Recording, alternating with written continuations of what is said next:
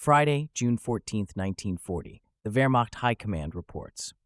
Special report: the complete collapse of the entire French front between the English Channel and the Maginot Line at Montmedy has prevented the original intention of the French leadership to defend the capital of France. As a result, Paris was declared an open city.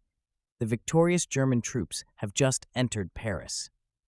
The second phase of the massive campaign in the West has ended victoriously. The resistance of the French Northern Front has collapsed. The scene below Paris has been crossed on a broad front. Le Havre is taken.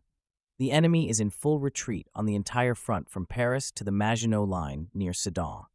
In several places, our tank and motorized divisions penetrated and overtook the retreat movements.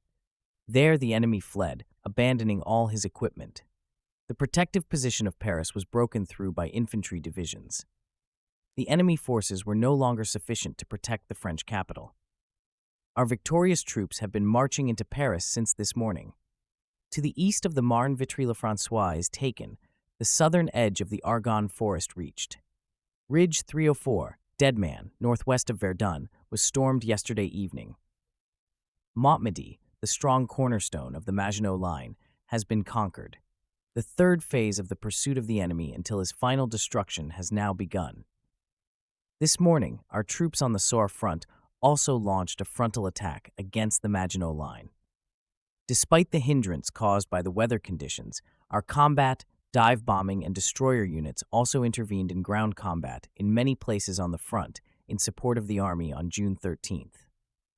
Concentrations of troops, marching and transport columns in the enemy's rear were successfully bombed and machine-gunned, and extensive destruction was carried out on airfields, train stations, and railway lines, especially in the area east of the Marne. In the coastal area of Le Havre, 2 transport steamers were sunk and 3 others suffered damage, including a ship of 10,000 gross registered tons. Anti-aircraft artillery sank 6 enemy transport ships north of Le Havre, severely damaged 3 others, and forced a British destroyer to turn away. The enemy's losses in the air yesterday amounted to 19 aircraft. 3 were shot down in air combat, 3 by flak, and the rest were destroyed on the ground. 2 of our own aircraft are missing. On June 13th, a submarine sank the 17,000 gross registered tons British auxiliary cruiser Scottstown.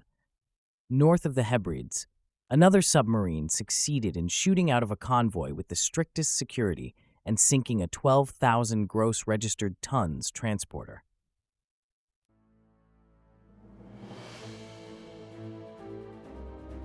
Join us also tomorrow for the subsequent Wehrmacht Report. Subscribe to our channel and be part of a unique historical experience.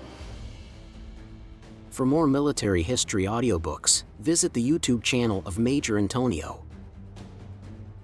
Thank you for listening, and so long.